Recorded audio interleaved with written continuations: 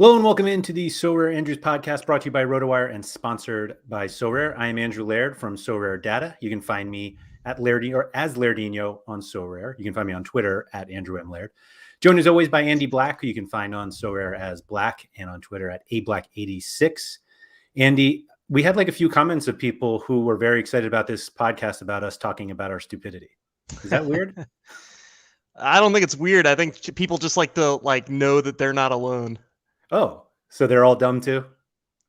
Yeah, I think so. I think everybody has a little bit of stupidity in them, and it's nice to just see that you're not alone. Yeah, I agree. Just before we started here, Sam in chat was saying that I am apparently surprised a lot. I didn't realize that I say I'm surprised that often. I'm surprised to hear that I'm so surprised all the time. Well, they said they're going to make it into a drinking game, so I'm surprised as well to hear that you're so surprised. I'm very surprised that everybody's so surprised. So yeah. Well, actually, cheers. We have to have a drink for that. They should be blacked out in 20 minutes. So we're going to talk about basically we had preseason plans, and you were like, we should talk about mid-season adjustments, and I'm like, mid-season, and I'm like, I guess it's November, and you should probably make mid-season adjustments now instead of like February. So how like detailed were your preseason plans? But we're going to preseason obviously for the European leagues, MLS and your favorite Asian leagues are coming to an end. But the going into the European leagues, like, did you find that your plans are changing now because you were wrong, or like is it just like bad injury luck? Well, I think all of those things kind of apply, and especially apply when like you're like a manager that just doesn't buy the best players or have the capital to just buy the best players. So like a lot of my strategies are more like aligned around like a value squad where I'm not buying an IX stack. It had to come out. We're 2 minutes in and IX stack was said. So, but yeah, I can't afford that. I can't make a D4 10 ETH team. So, right. Yeah, and when you build value teams, stuff happens, and you're not going to be either winning or whatever every week. Like Club Bruges was kind of my D4 squad in Challenger, and they've just been.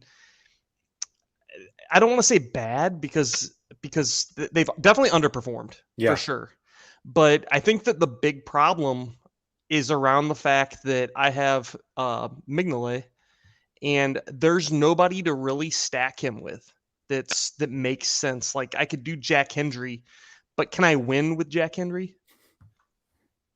Not in Challenger really. So. And Brandon Michele, or Mekele, I guess. You don't know when he's gonna play, so you can't use him. I own Clinton Mata, but it's like Yeah. He's a wing back that just loses possessions. And then Sobel is kind of the same. He gets maybe a little more decisive, but so me and you've been talking a lot about Challenger the past week, and that's where I've focused a lot of my like thought process, but like I haven't really done a lot yet. But I'm the gears are moving right now. So do you play? I can't remember if you don't play Champion Europe. Like you're not all in on Champion Europe, right? Like Challenger's really where you're focusing, or you wanted to focus? I don't know. I'm farther down the Champion wormhole than like, a lot of other people are. Like I have my West Ham stack. Right. And that's been an interesting one because like they have overperformed. Like they, like in real life football. But how many rewards has it won me? 0. Because Champion Europe's hard. Right. And my goal for the entire year is if I can win 1 or 2 cards in Champion Europe, I'll be pretty happy. And then obviously you keep your cards and I can use them next year and maybe win something. But my big problem there was I kind of wussed out, and I could have bought Declan Rice off of Pavel for 2.5 ETH. Yep. And I was like, I'm going to cheap out and buy Souček, which Souček's fine, but he's just not going to win. Hey, your beer, by the way, with your background looks awesome. I just noticed that. It's like, That's It's wild. actually only seltzer. Sorry.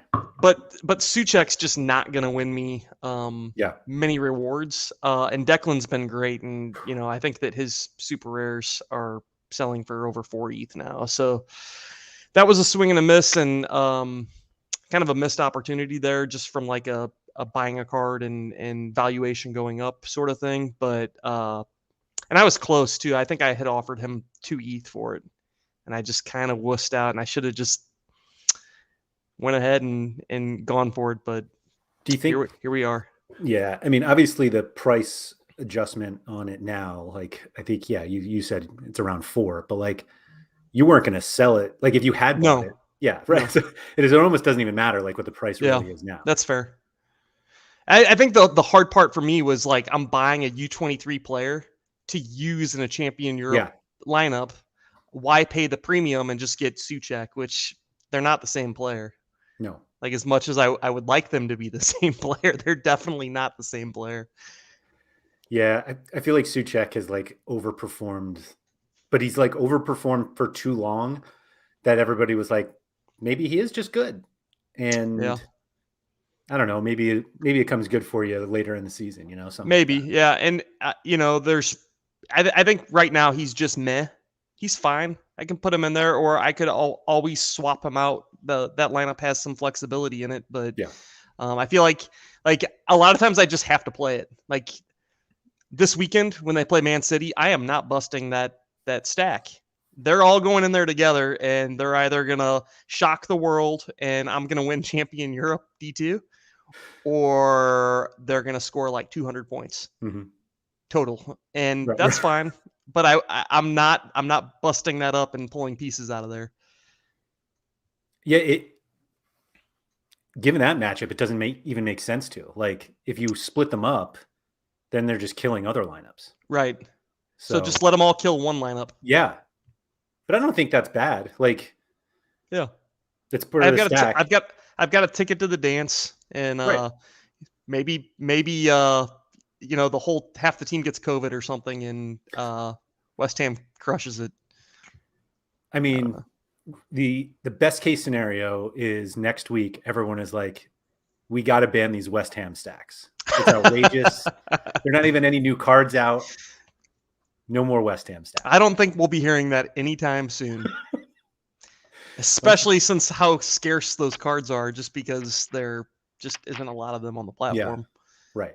But also because they just don't have like the players and the talent on that team to do that.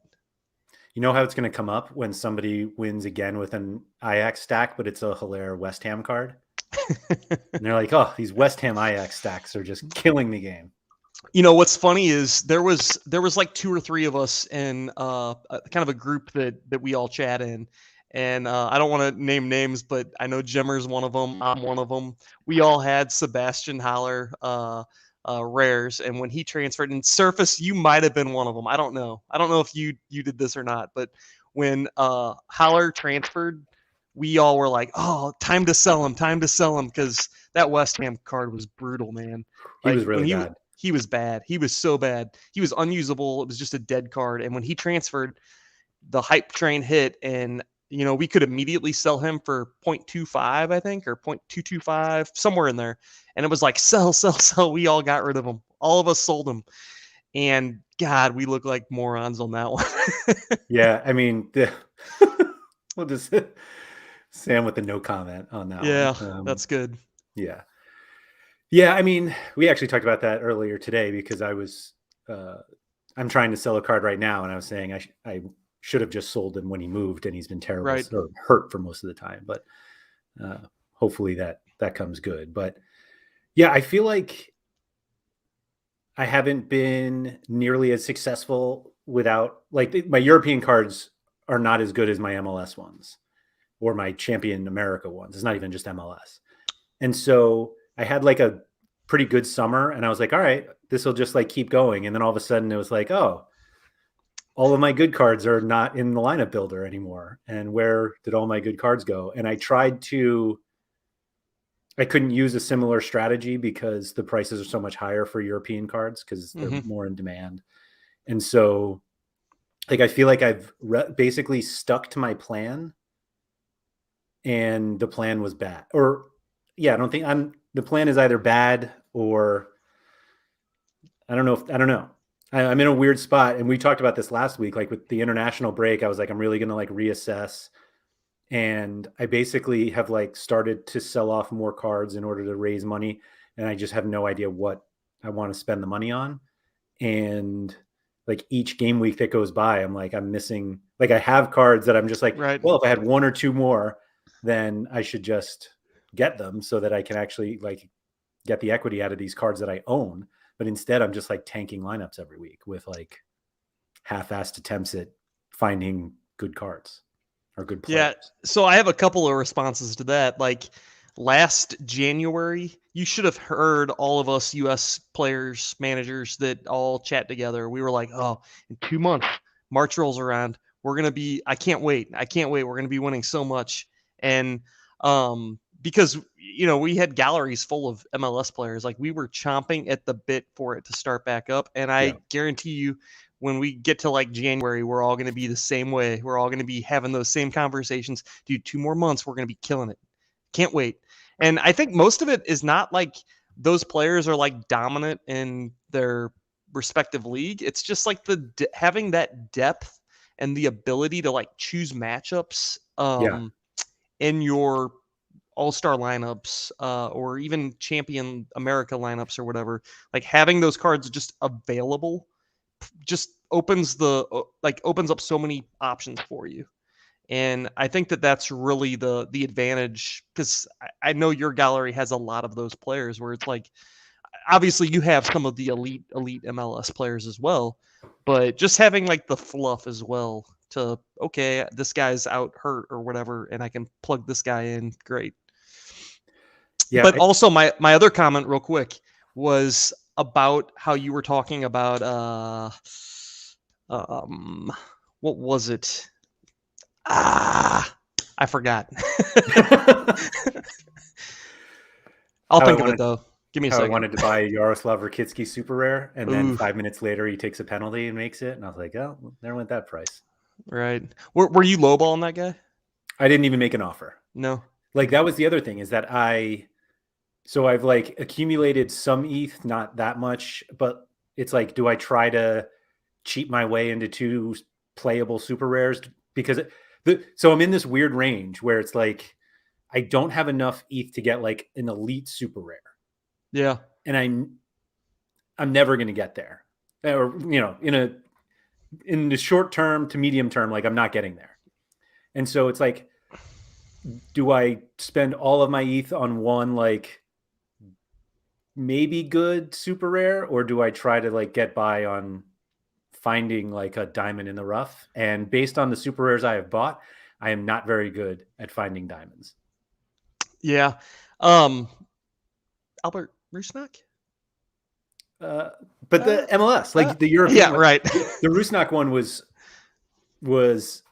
I got lucky on that one. Like he was just in a terrible run of form with like no indication he was going to bounce out of it. And then, I mean, that's kind of, I think, has to be part of the strategy, right? Yes. Like if you're not going to have the ETH to just go buy Tadic, then you gotta be able to snipe or figure out or find a way to harness that and grab the guy that's on the verge or ready to pop.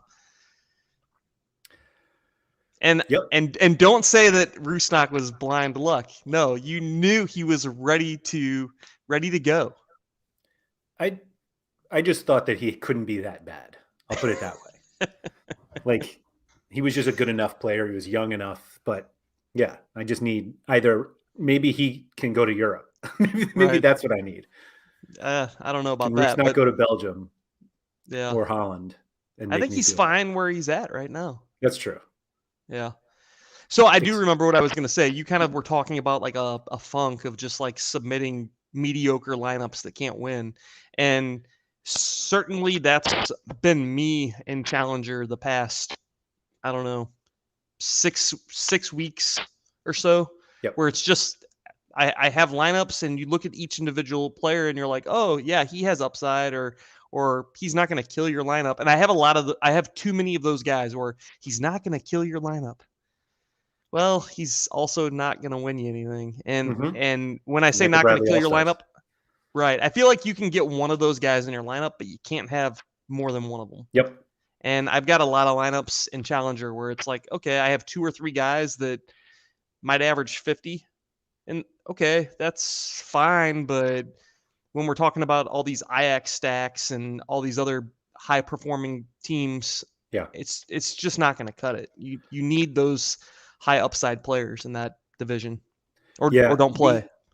So I have 2 things on that. One is that I think what made me look more at these like middling super rares is I was like, oh, well, you know, with the super rare bonus, like then they become better cards. But I'm like, but like the good challenger cards I have, their super rares are also in this contest. So like I'm competing. So I'm like behind already. Yeah. And so I don't know. So I was looking at during that IX thing that I was looking about the stacks. The crazy thing is if you look at scores, I should not compete in Challenger at all. Like the scores are so high and it takes fewer points to win star and tier 1 and tier 2 cards in All-Star than it does in Challenger. But the problem is that you can only, or from my gallery, I can only submit 2 All-Star lineups. Right. Or 3 if you count limited. And so the funny thing is that the limited cards that I have, like the lineups I make for limited are the cards I'm going up against in rare and rare pro, but I don't have those rare or super rare cards. Right. So yeah, just I don't know if trying to win in Challenger was a mistake. Like not that Champion Europe's it's hard. Easier. Yeah.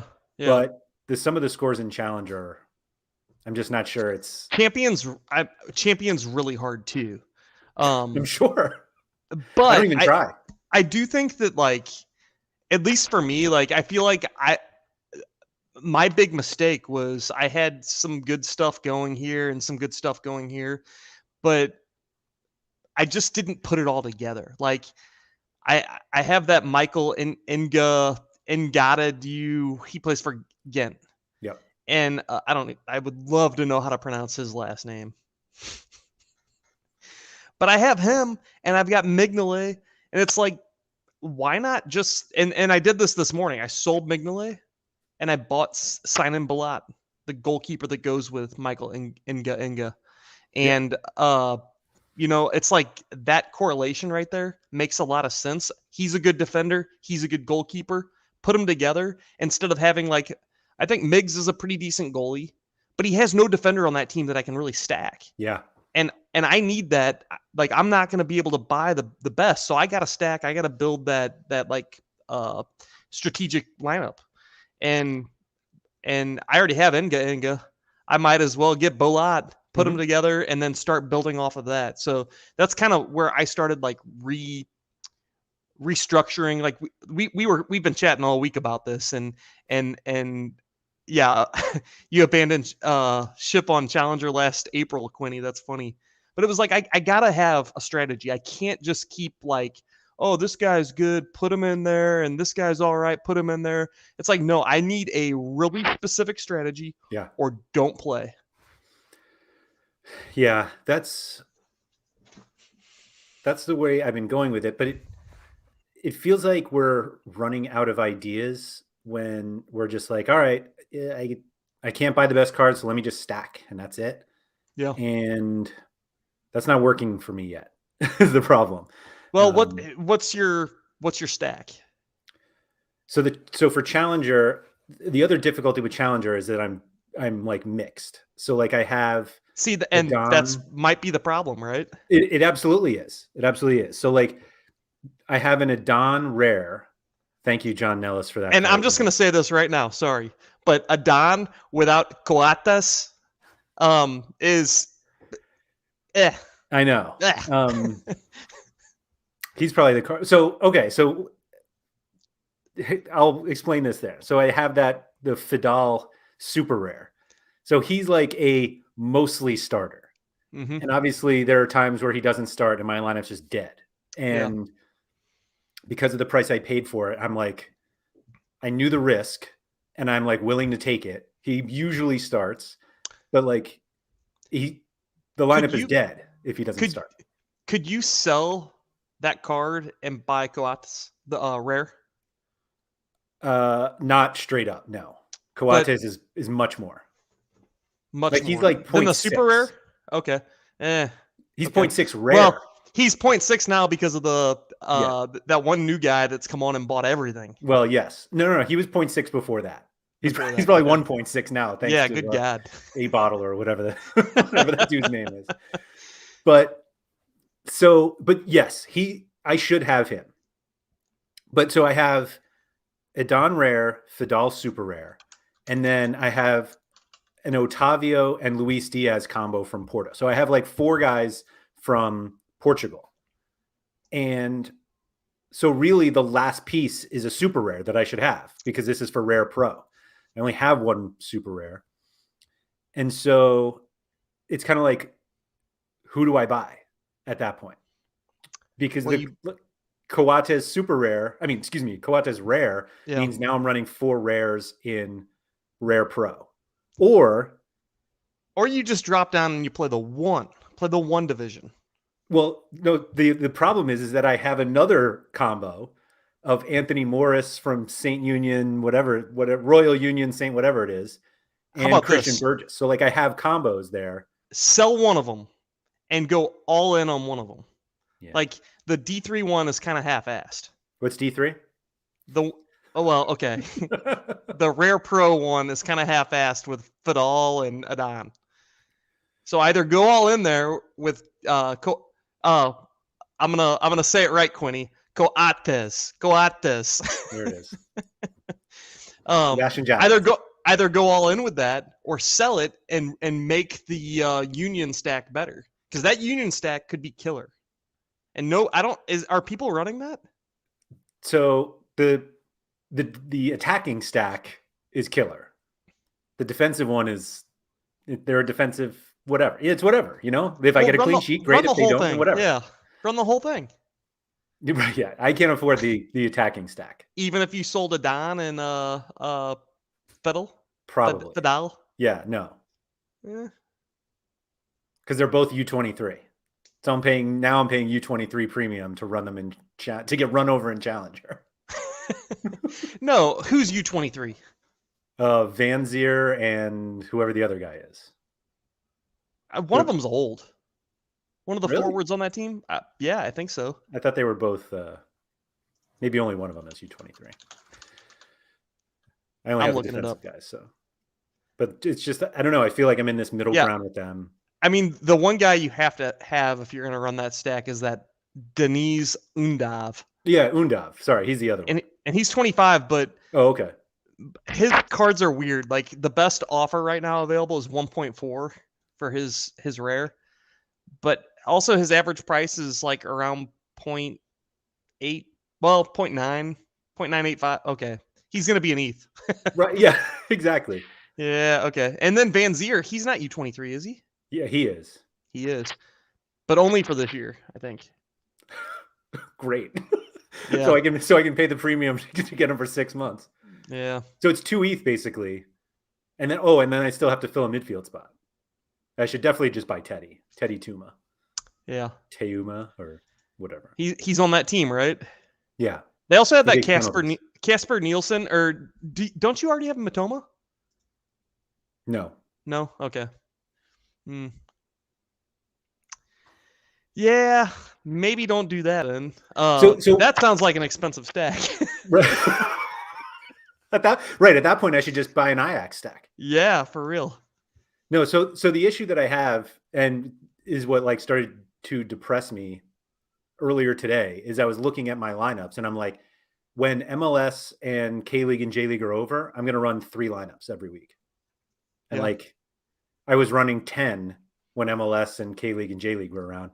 And it's like, I know that it's what are the 3 lineups?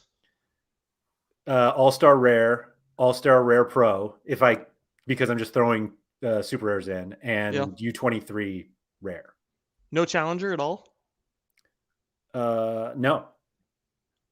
Well, maybe not. It depends if where I. But I have basically 3 playing goalies. Yeah.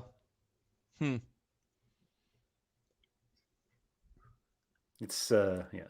I almost feel like you still need to consolidate a little bit, like I don't disagree with you. Yeah.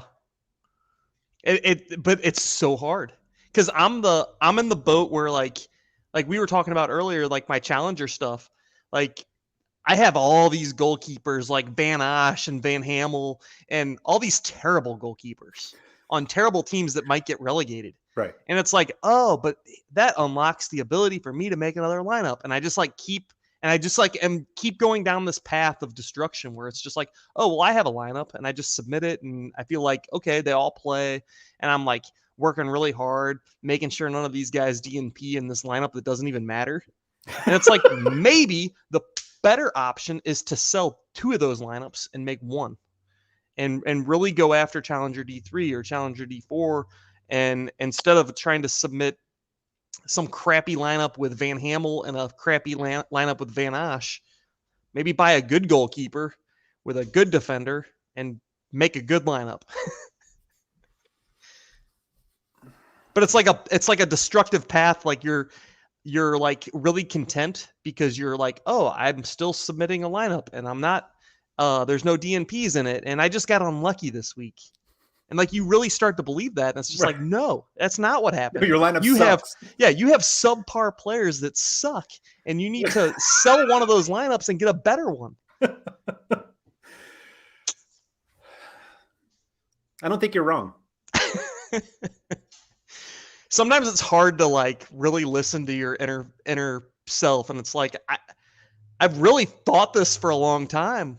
Quality over quantity. We've talked about it before. But it's hard in like practice to actually go out and do it and make the trades and sell. Like selling, I sold a Vanaken this week. I was gonna bring I wasn't sure if I was gonna bring that up or not. And I sold Mignolet this week. Both cards I've owned since my first year on the platform, but it no longer made sense for me to like own those cards and be submitting lineup. Like they were not winning cards for me. Like I couldn't put them in, I couldn't make winning lineups out of them. I shouldn't really maybe say that about Vanaken. Like he can still play a part, but I also feel like his value right now at 0.6 for the performance you're getting for him, you can buy a 0.25, 0.3, 0.4 card and get the same performance and not pay the Vanaken premium, I guess. He also has midweeks, which, help as well. But I just feel like I feel like I needed to just like let go of some of those things. And I did that this week and it kind of maybe will work out. We'll see. Was the Vanaken maxed out XP wise?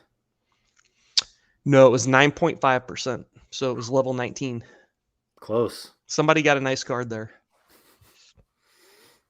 I hope they appreciate it. Yeah, you brought that up and I was just like, I can't fathom as somebody who's been on the platform for so long selling a Vanaken. But you were like, and I think I'm going to sell Mignolet too. And I'm like, oh, get rid of him. Yeah. That's fine. But I don't know. I've won a lot of cards with like that Migs card and the Vanaken, and just there's like a little bit of like nostalgia in the fact that I got those cards and I didn't really want to let loose, but Quinny's all about that. He's all about the nostalgia of these cards. What's going on, Sean? No, I do not regret not having Chicago Fire Stacks, which, by the way, there's no such thing as a Chicago Fire Stack because I don't think that there's 5 players left on that team. They released everyone. Oh. Except the 17-year-old goalie. Yeah. He's still there. Like it will be really fun to watch where Madron goes because he could go somewhere and be like Carlos Gil and score 100 every week. I really do feel like he could go somewhere and just completely crush. But I also feel like he could go to Europe and score 0 every week. He'll get up to 26. maybe. Yeah. Yeah. So Sam's bringing up the thing that's the salt in the wound of me trying to sell cards. That like there are tons of MLS cards that I will probably try to sell in February, but that just seems so far away from now. Yeah. And I'm not very good at patience. Yeah. Patience. Yeah. That's a great question, Mike. I have no clue. I don't know much about the expansion process. I don't know when like free agency opens for them and all that, but I don't know, Laird, if you know much about that. I know he's free. That's all. Like Yeah. there's no. It's not like they have to protect him for the expansion draft, but right. I'm not sure that's a great landing spot for him. Like he needs to go to a team that scores. Like he was just on the worst team, and so like going to a brand new team, like he may as well still be in Chicago. He goes to LAFC, that's a little different. That's all. Ooh, Quinny saying Madron definitely going to Challenger Europe, which could be a good thing. Yeah, it could be. Just depends on the team. Mm-hmm. Can't go to Miami. They have 17 DPs already. Orlando maybe to take Nani's spot. Nani's DP spot, that is. Is he like ready to retire or something? His contract's up after this season. Oh, so he might retire tonight. They play tonight, right? Yeah. Yeah. I think the club has an option, but like that doesn't stop him from possibly retiring. Yeah, it could be tonight. That was another thing. The Tuesday matches just killed my weekend lineup. Split up all my super rares. Yeah. That was kind of weird that they did that, but I don't know. I mean, didn't they call Nicholas and be like, just to confirm it's Tuesday? You can be like, no. What time's that game week deadline? Right. Okay. Yeah. Right. Which actually, I guess they don't even talk to him because it's the Players Association. Oh, right. Man, that game week deadline's still killing me. I haven't been like really burned by it, but I still just like it really bothers me that it's at 4 a.m. for me. Oh, the deadline. I thought you meant the MLS Players Association. No. Well, that too, but I would love to see kits, but and logos, but yeah, deadline brutal. I would love to see like made up logos with like city names. Like how they call Sporting Kansas City Kansas. Like I want to see like a Kansas logo. Oh, how about like this logo right here? Ooh. Wow. Yeah, old school, right? That is old school. It's part of like their retro. Like they did like a new retro line. New retro? Yeah. I think that's actually what they called it, new retro. Oh. And they released like some new, I don't know, cool stuff. Whatever. That's stuff. Yeah. So, do you think you're going to play Asia next year? I don't know. Sean in chat right now keeps telling me I should. Well, and I play the most low effort Asian squads possible. Like I own like 30 Asian cards, and I think they're all on teams that are about to be relegated. So so I'll probably have to like buy 30 new Asian cards, but if I want to play. Mm-hmm. So I don't know. I don't know, probably not. Just it's so hard. For me, it's too hard. And honestly, like part of the reason I play the game is for like the enjoyment of watching the games or like engaging in some way.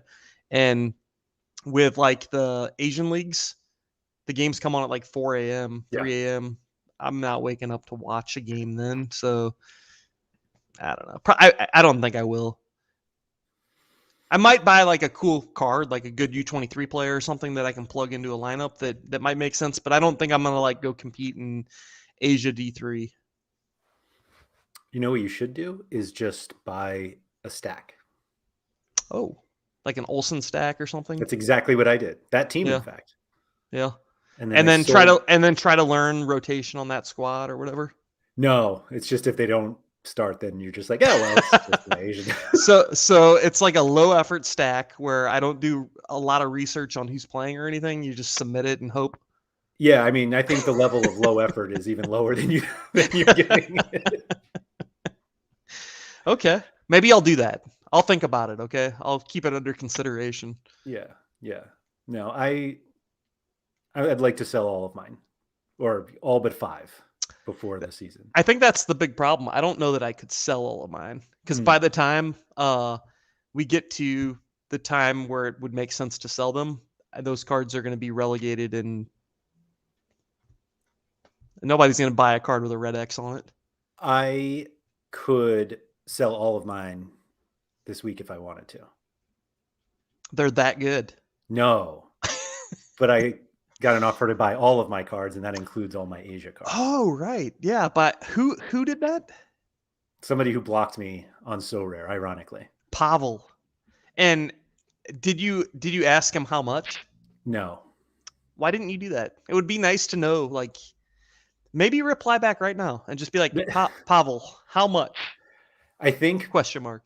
Yeah, so there were 2 reasons why I didn't reply. One is pure spite because he blocked me on Sorare, and I still haven't gone back through my list through my offers sent to see like what was the final straw that made him block me. But the other was that I don't think I would sell for less than what's on Sorare data, and I'm assuming he's not offering that, and so it's just not even.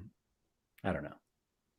Like, I almost feel bad being like, all right, what do you give me? And then whatever number comes back, I'm like, nah, right. I'm good. But it would be nice to know like where he's at in valuations right now. Like, is he at 100% of Sorare data value? Is he at 80%, 50%, whatever? It'd be kind of interesting to know. Maybe you can do a little market research for us. Yeah, I mean, there are other people who claim to be buying galleries, and it's not like I have 100 ETH gallery. Like, so I don't know. You're right. Maybe I should start shopping it out. That's the easiest way to make sure I can sell all my Asia cards. And well, so that's actually part of the problem is that, and this, I feel like this is like what everybody would say, but like my better cards are MLS cards, and those are at the lowest they've been all year. Like, why would I sell all those cards at the lowest value? Yeah. Because somebody can just give me the ETH for it. Ooh. Yeah. Sorry, I'm looking at Sam's idea of the Kawasaki backups, except then you're just not playing anybody. Yeah, like whichever one of those don't hit. And I don't know which ones to buy. Like, I'm just buying a bunch of guys. Like, I don't know what I'm doing. No, you buy the ones that are 17 and then wait 5 years. And then they're elite. Someone tweeted us, I'm going to have a hard time pronouncing his name. Siriam Krishnan. He might be listening right now. Okay. But he's got a really nice partial IX stack with Odysseus and your buddy Rakitiski. Love Rakitiski, yeah. Yeah, he's already got 182 points, and he's in Challenger Rare Pro. It's a pretty nice looking team. He's got with Berghaus, Blind, Kappen, and Berghaus, yeah. I mean, that lineup's looking killer. I wish.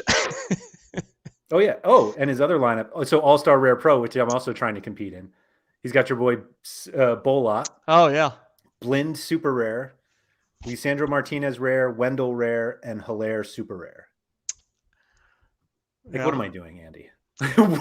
Well, Wendell clearly let him down with only 61 points. Yeah. I love the screenshots from the app, though. They look nice. Yeah, those are cool. Do you think, and obviously I can't really like prod and poke at your guys' roadmap, but I'm going to do it anyways. Like share directly to social from the app. Is that something that you guys are maybe working on?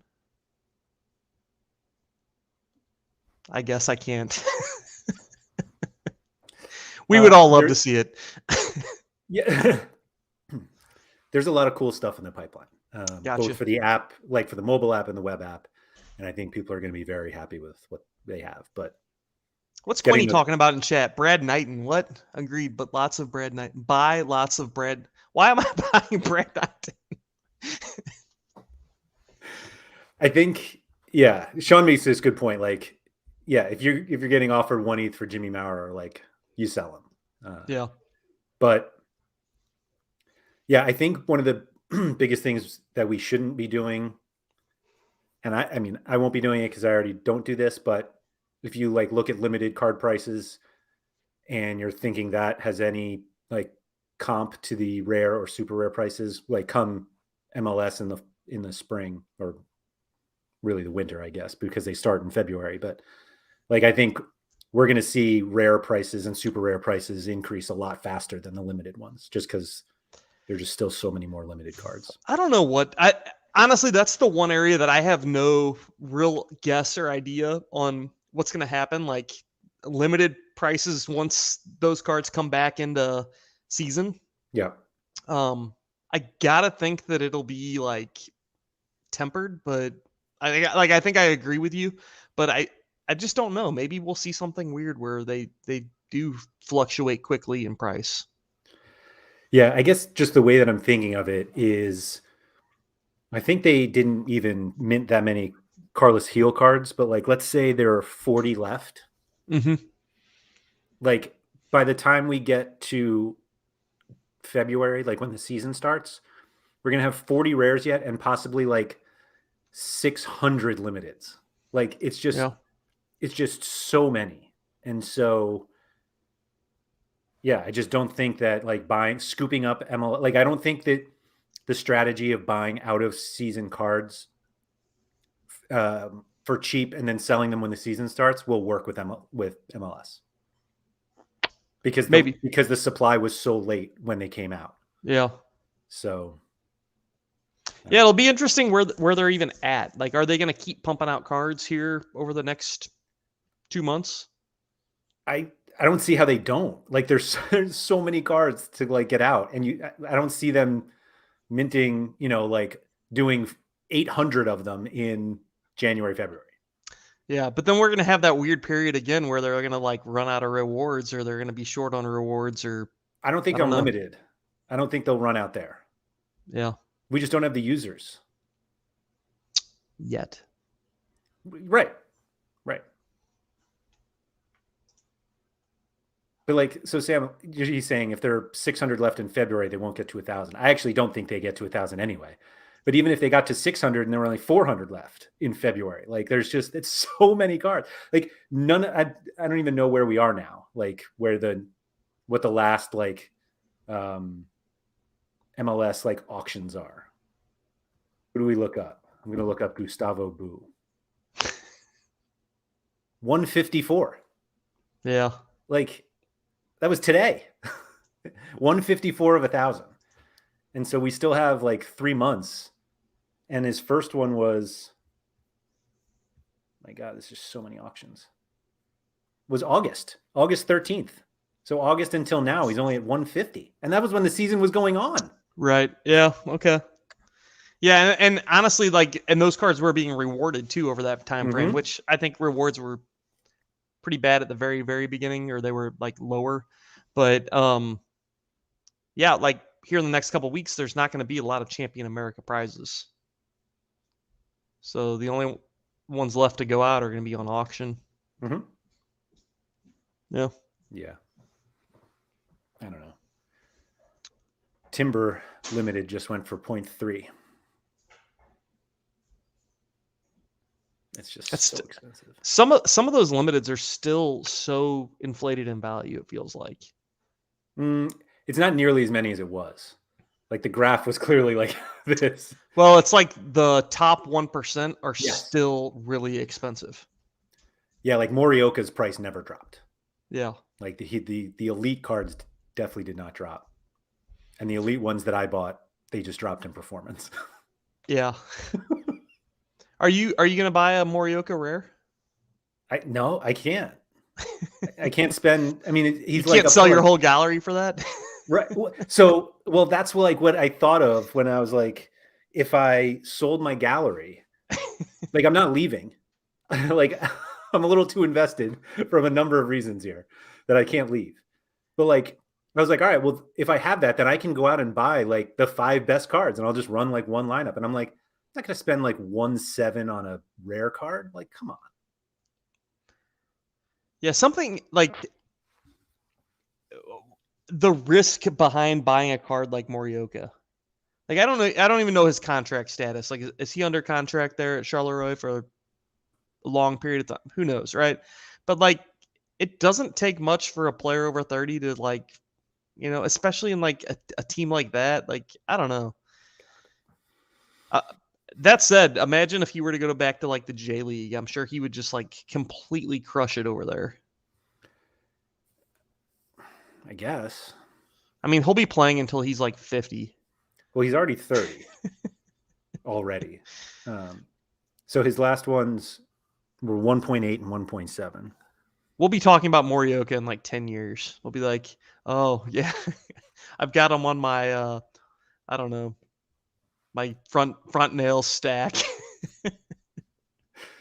You know who won't be talking about him? Everyone who has never heard of Sorare. Yeah. Oh, Sean says his contract's up in 2024. Oh, good Lord. There were some La Liga rumors too, and it was like, that would be terrible. Yeah, that would be awful. Yeah, I don't see his price ever coming down to a point. Like, he could be horrific for the rest of the season, and he's not getting below an ETH. Yeah. I don't know. So no, I'm not buying a Morioka. He was one of the first limited cards I bought, though. Like, literally one of the first. Yeah. I think. So I added onto my agenda of things to talk about as far as like things to change. I own kind of like a bit of like a half-assed Bayern stack with Goretzka, Kimmich, Davies. I don't have a forward. Should I buy Leroy Sané? Oh. He's expensive. No. Should I buy Lewandowski? Maybe. I think you're better off buying. Well, what are the price differences? Like 1 ETH. I think Sané is like 1 point, I don't know, a little above 1. I guess Lua's probably like 2 and a quarter. I think you maybe. Can find I don't know. A similar scoring. Oh no, Lua's like 3. Good God. I think you could find a similar scoring forward to Sané that you don't buy him. I don't think that there's. I don't know, man. It feels like the correlation between Goretzka and Kimmich to him is that they just happen to play at the same time. Yeah, that's fair. It also seems like he's always hurt. Or always coming back. That's funny that you mentioned that, Sam, because we actually talked about selling Davies today. And honestly, I didn't get a chance to really talk to you because I think I was getting in my car driving home from work.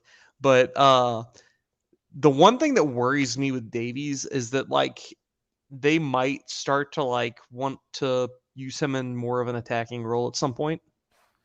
And we've seen on the national team what happens to him when he's used in that way. I mean, that was his position. Like, that's where he played for the Whitecaps. Like, Bayern turned him into a left back. Yeah. So, I don't know. He scores really well right now at left back. Sometimes. Yeah.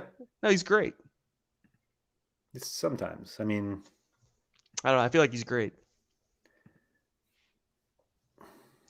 But what would he sell for right now? If you could sell him right now, instant selling, where does he go? 1.1. 1.1?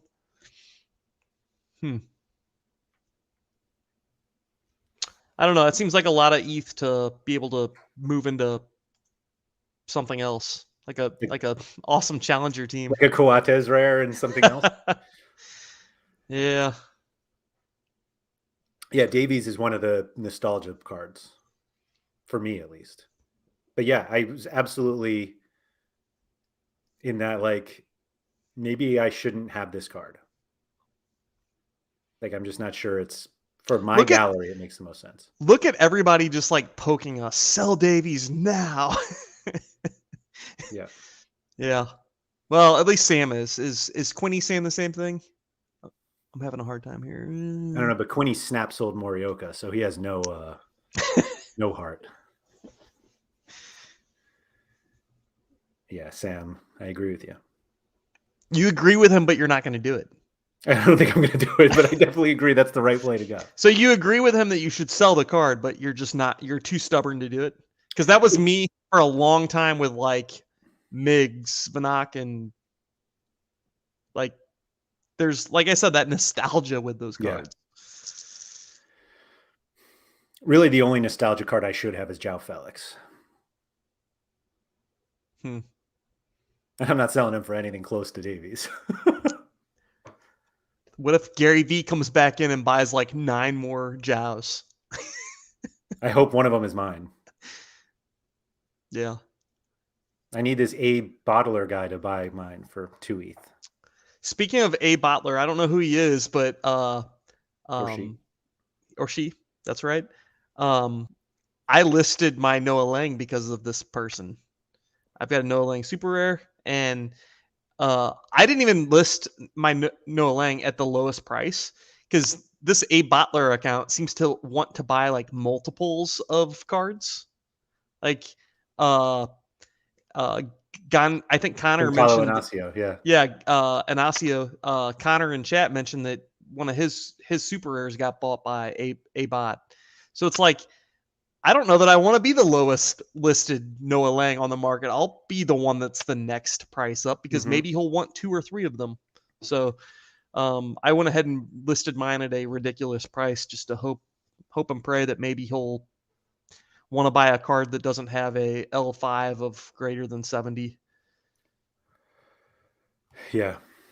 Although Noah Lang's L5 is like 45, it feels like. I just saw a Tyler Miller super rare just went for 0.335, which I think is what I paid for the rare. And that actually makes sense to me. Anyway. So if anybody wants my Davies Davies at 2 ETH, I'll happily, well, not happily, but I'll sell it, even though there are 3 that are much cheaper than that. Yeah, Connor said that the Anaso that he sold was out of the 3, he got the most out of it. Yeah, there you go. Bought for 1.275, then 20 days later flipped for 3.333. Good Lord. God. Congrats. That is very well done. What's great is that Connor, how many games did he actually play in that span? Wait, an international break. 20 days. Yeah, it couldn't have been 1 game. That's amazing. Yeah, that's wild. That is amazing. Wow. But yeah, I should sell my Davies. The problem is that I need to have a plan before I do it. Like, I don't want to sit. Dude, we just talked about the plan. I know. You got a dime. Yeah. Coates. But I still need a super rare. Well, I mean, who's your forward in that lineup? Luis Diaz. Because I have him paired with Otavio from Porto. Like, I actually don't. Not that I don't. So maybe you move Luis Diaz back down to like D4 and you move Otavio down to D4 and you kind of rethink that lineup a little bit because that lineup is like prime for you captaining Coates rare. Right. With Adon. Man. Or you move that lineup down to D4 and you play that in D4. Ichi's lineup. And you get rid of Fidel. He just crushes. Coates' last 5 scores are 97, 98, 100, 53, and 92. Yeah. And I'm going to buy now. That's the idea? Buy now. What's the price for it, though? When his L5 is 88. Yeah, but what's his price? 0.622 is the cheapest. And you're going to get... only because... You're going to get double that for Davies. And what's Davies' L5? Like 40, 42, 46 or something? Yeah. Sorare is weird. Like, you buy all these cards really? with like, yeah, I know, right? You buy all these cards with like this like long-term hope, like, oh, over the course of 10 years. But really and truly, it's like, what can this guy do for me now? So I love that you brought that up because I was like talking to somebody kind of about that this weekend or whatever it was. And it was about your boy, David Ochoa. Ooh. Because he was looking to sell Ochoa. And somebody came to him and he was like, didn't like lowball him, but like came in with a lower offer than what he had. And he was like, his season's almost over. So why should I pay any more? Yeah. And the response is like, well, he's one of the only U23 goalies midweek. And that became even less so with Bigelow going down. And it's kind of like the total, I mean, that's like the two opposite ends of the spectrum being like, well, the season's over. And it's like, but you only want him because of this week. Like you don't care how the season go, like. So what do you think? Who should win that? Do you pay more because it's the game week is now, or do you pay less because the season's over? I don't know. Less because the season's over. No. That's a weird one. Sam said now is a bad time to buy Coates. Now has been the wrong time to buy Coates for the last 2 years. No, his price is only going up. You're absolutely right about that.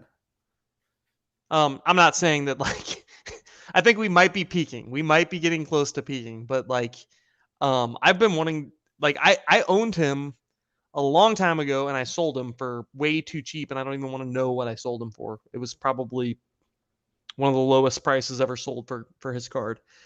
But I've wanted to get back into that card for a long time and it's just it'll come back down. He's on a hot streak. I'll wait till he has a couple bad games or whatever. He's not having any bad games. He just keeps killing it. I'm literally trying to go back and find out. There's too many of them. He was a 0.3. Somebody finally ago. Oh, Coates was? Yeah. Yeah, a month ago. Doubled price in 1 month. That would hurt. No, yeah, I can't buy him now. I agree, Sam. That's ridiculous. Ugh. Somebody just offered me the number. Oh, this is an interesting offer that just came across in chat. And I know he's listening. It's Ves. I don't know that I can pronounce your name correctly, but Vespasian. Sure. He's hopped on our chat before, but he just offered me the number 1 of 100, Andy Nahar. When he was back at Anderlecht for my Mike Van Hamel that's for sale right now. Oh, that's fun. I'm going to have to reject it only because I'm looking for ETH right now. And I don't think that Andy Nahar does a whole lot for me, but I appreciate the offer. You're not going to sell Van Hamel and go buy that Nahar card? No? I'm not. But I actually just sold my Van Asch because I just randomly checked my offers and a good one finally came in for Van Asch. So Van Asch is gone. And I can use that to make a good challenger team. I played that card once. Yeah, you did. And then did he get COVID? Is that what happened or? It was either COVID or he got hurt. You were very generous to loan him to me when he was still U23 and I played him 0 times. So I think when I loaned him to you, he was worth 1 ETH or something. It was it was so ridiculous. It was because it was during the boom and people were like, oh, U23 goalie. Yes. I'll give you over an ETH for him. Yeah. And, I guess I don't know, you used him for a week or whatever. And by the time I got him back, his value was 1/3. I'll be honest. I'm not Quinny sure. Quinny knows this. Although, so the reason, I wonder if I have that here somewhere. Probably not. The reason that I needed him is that I had built a U23 team anchored by Alphonso Davies, but I was I can't afford a goalkeeper. And I think you had just won him. And you were like, oh, yeah, I did. Guy. Yeah. And I was like, awesome. And then, it might have been COVID. I wonder if I can go back. And that's always a funny thing about winning a card. I've got some friends that have smaller galleries or whatever, and I'll lend them a card here or there or whatever, but I will always lend them a card that I've just won because there's no XP cut. Yeah. Which I don't know. I feel like that's kind of a loophole in the system that they either need to correct or they need to just there needs to be a better loaning mechanic. I don't know. I don't disagree with you. Yeah. Oh, there he is. It's a good point. What if buy them all for 10 ETH? All of them. It's possible. But man, Van Hamel's on a hot streak right now. He just had a clean shut sheet. Down Gang, didn't he? Yeah, he scored 80 something points. That card's worth so much right now. I'm gonna, you know what? I actually made a half joke, half serious comment today to Laird about making a beer shot stack. There was no way you were joking. I mean, I could do it. Could I win anything with it? No. Yeah. Like even on their absolute best day, I don't think you could win. Yeah. All right. Oh, I found it. February 19th is when I got Van Osh. And March 9th is when you got him back. Let me see. Pretty SO5 scores. like fairly positive that he had COVID. Like he What did I contracted say? COVID and then you February sent him back. 19th is game week 144. Oh, he had 62. He got a clean sheet. And For then you? he didn't play. And then he gave up 3 to PSV. And then I gave him back. So I got like 3 games out of him. I think there's an international break in there too. Oh, maybe not. Oh, yeah, there was. Yeah. That didn't work out so well. So did you get the 62 points or whatever from him? What is that? Game week 144? Let's find out. You might be the only person to ever get a clean sheet. Well, but between us, the only one between us to ever get a clean sheet out of that card. Out of that card, yeah. Yeah. All right, let's see. This is how my lineups looked back then. So I played him in game week, what is this, 144. He was the highest scoring player on my team at 62.8. Alphonso Davies, what did he do here? Scored 29 because of his -5 all around. I played Chris Durkin, Hussein Aouar, and João Felix. What a lineup. 263 points, 46.9 away from a tier 3. Okay. Oh, I like that, Sean. Beer Shot's the poor man Chicago Fire Stack. I don't even think it's that good. Yeah. And then I didn't even play Van Osh in the next game. It looked like a midweek. So game week 146, Van Osh, Davies, Mukhtar Diakabi, Chris Durkin, and João Mario. Van Osh didn't play. That's the COVID week. That's the COVID week. 147, he was a midweek. They didn't play. And 148 is the last time I had him. And I had Go Hitano by then. That's probably why I was so easy. I could give him back because I got that Go Hitano as a referral reward. What'd you just sell him for? 0.19 something. My lineups were so bad back then. This is why I don't even look. I had 2 Chris Durkins captained in this game week. Oh, there's Rakitsky. Look at that. Captain 76, getting me some ETH. Man. Mike Baston wants to know if I picked up Wanky in the end. I don't think he has a card. Or if he does, I'm going to need to see it because I kind of looked around a little bit for it. I didn't see a Wanker card. I mean, Wanky card. Who is that? Or are you just buying it because it says Wank on it? Yes, but This is why you're selling players so that you can buy guys like that. He played this morning in the weird like Asian Champions League. Oh, Asian Champions League. Yeah. I think you should stop doing stuff like that. I don't think so. There's a guy that I'm waiting for to get on the platform. His name's Assman. He'd be a great card to own. I mean, you almost bought a card this week that didn't have a picture on it. I tried. There was somebody else bought another one. Ishmaeli's one of his cards got cut off. Yeah. You're right. Did you look at what those ended up going for? The other one, the one I didn't get was 0.03. And yeah, 0.03. For an error card, that seems like a pretty good deal. Yeah, I mean, I've yet to see anybody like collecting error cards, so I'm not sure. But the other one was literally like 0.009 or something like that. It's like, yeah, I wish I had seen it. I saw it on Twitter when somebody was like, "Look at the card I just bought," and I was like, great buy. He's Wan Yu on Sorare, and he's got a great mustache. You know, like a very nice subtle stash. A 30-year-old Korean that plays for Pohang Steelers. Oh, yeah, that is a nice mustache. With an L5 of 53. Okay. I think Pohang could be a pretty good stack for you for the spring. Oh yeah, I think I already own a Pohang guy. I think. see team. I don't know. Pohang. Does it tell you? Ooh, I got 3. I have Kang Hyung Moo, Shin Kwang Hoon, and Choi Young Jun. Kang Sang-woo is their starting left back, if I remember correctly. And by remember, I mean looking at this graphic, it looks like he might play there sometimes. Yeah. I could make a stack. I could make a. That's what I mean. Yeah, I got a midfielder and a defender already, so I'm well on my way. What could go wrong?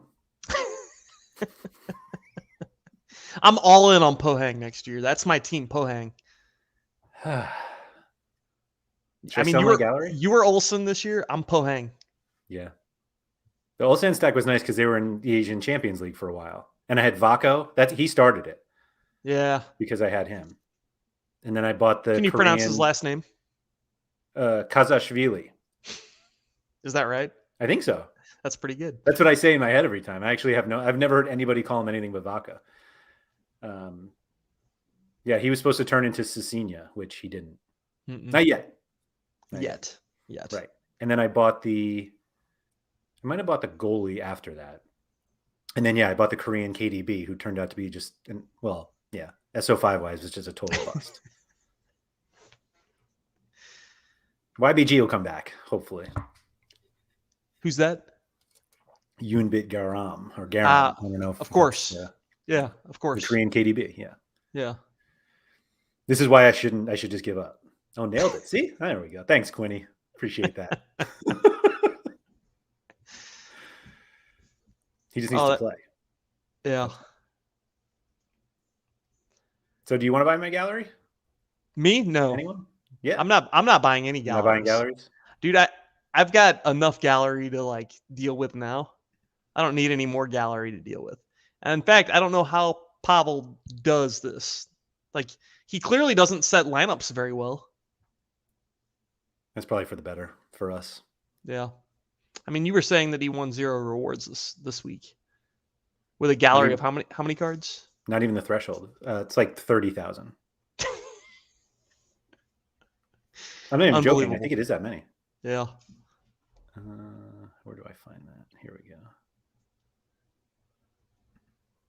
Managers. It probably won't even load because it takes so many. Yeah, his account's just breaks Sorare data. Yeah. He's at 29,059. Ah, okay. Do you know what the next highest is? It's got to be 10K. 1769. And who's that? Karupu. Yeah. I guess he never sells, so. This list is fun. Who's third on that list? Tom C. Really? Okay. Yep. Anybody wants to look at it, it's at SorareData.com/manager. I feel like those guys do pretty well. I shouldn't lump those guys all together, but I feel like Pavel is just always going to do well. Even when people trade him shit cards, they end up turning good. A lot of them turn good. Yeah. It's ha ha ha, I got Pavel on this deal, and then the card turns good and he ends up selling it and he wins in the end. Yeah. Do you think I'm going to take this back to my question? Do you think it's better for me to sell Alphonso Davies or sell everything? Oh, that's a weird question.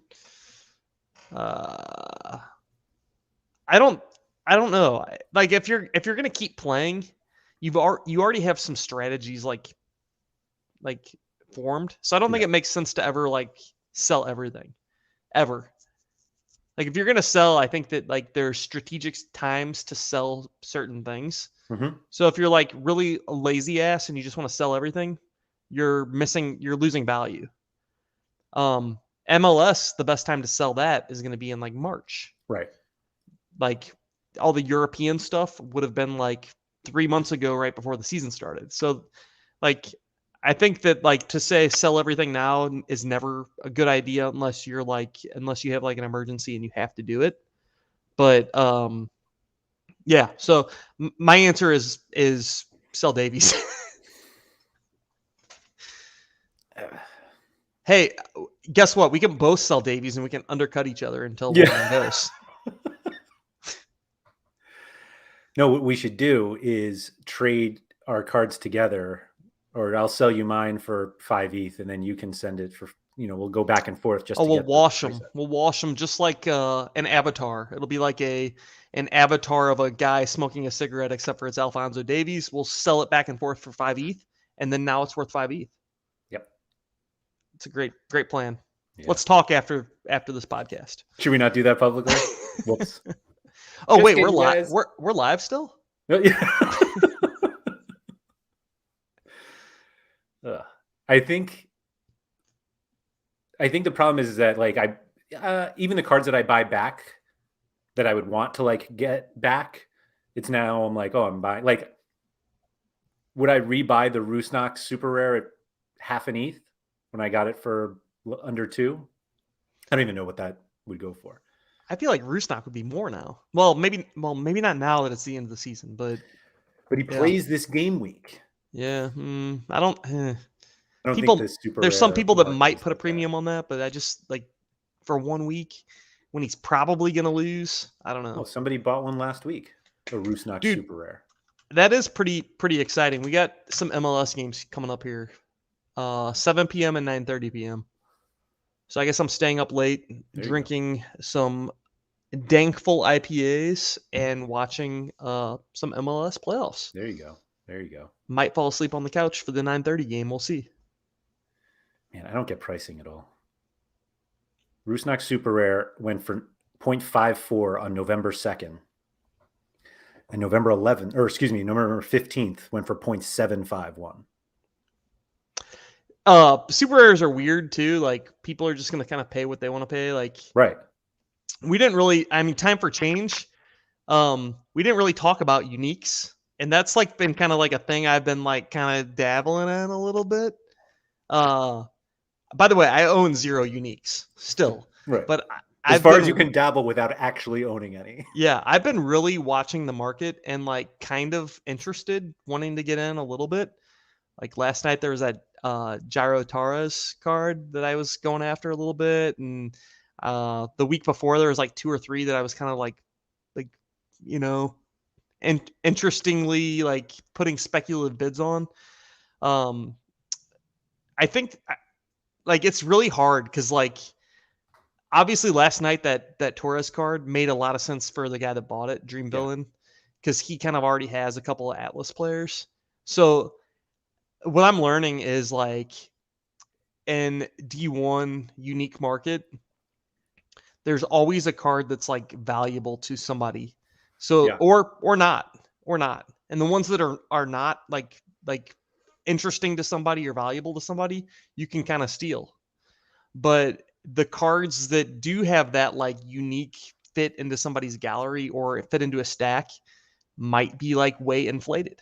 Mm-hmm. So there's like a really interesting dynamic in that market because there's only one of those cards. So if somebody says I have to have the goalkeeper, like I'm already halfway into my Cincinnati stack that I'm building. Weird stack to build, first of all. It is. But I'm already halfway into my stack. I already own 2 of the defenders. I have to own the goalkeeper. They will probably pay a ridiculous sum for that goalkeeper. And like for somebody like me that might be like kind of like dabbling in, it's going to be bizarre to see the prices of some of those cards. But I think that a lot of times that's why you see like card prices that don't make sense in D1. It's like, somebody paid 3 ETH for that card, but there's a better card for 2 ETH. Well, the 3 ETH card made more sense to this guy and his gallery. And there's just such a unique factor to only one of those cards existing for the year. I'm starting to kind of like see that, I guess. Mm-hmm. I don't know if I'm gonna. Honestly, I don't know if I'm gonna buy any uniques, but I'm kind of like intrigued. Mm-hmm. It might be fun to like have a couple for D2. I don't know, but there's a Cincinnati card that's getting auctioned off here in a couple hours. Luciano. I don't think I'll buy it.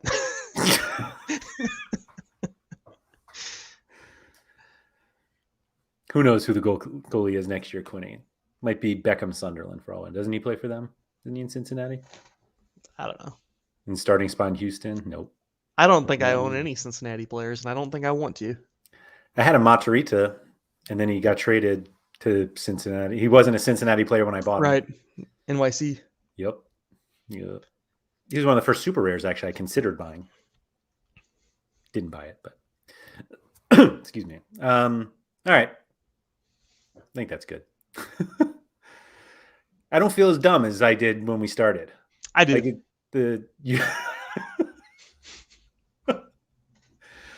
I don't know. Now that I've talked about selling like one of my most valuable, literally my most valuable card, or just everything, and I have no decisions. All right, race to the bottom on Davies. Let's go. Yeah. Let's do this. Please don't. If anybody out there is looking for Davies, I will sell him for cheaper than Laird will. Yeah. I'm not going to sell him cheap. That's the problem. There you go. Well, Sam, the plan is we have no plan. That's the problem. Yeah. But I'll develop a plan, I think. All right. This has been the latest episode of the SorareAndrews podcast, brought to you by RotoWire and sponsored by Sorare. We'll be back next week to talk about something else, like we always do. If you guys have any topics you'd like us to cover, please feel free to reach out. We're both available in the Sorare Discord. You can also find me on Twitter at Andrew M. Laird.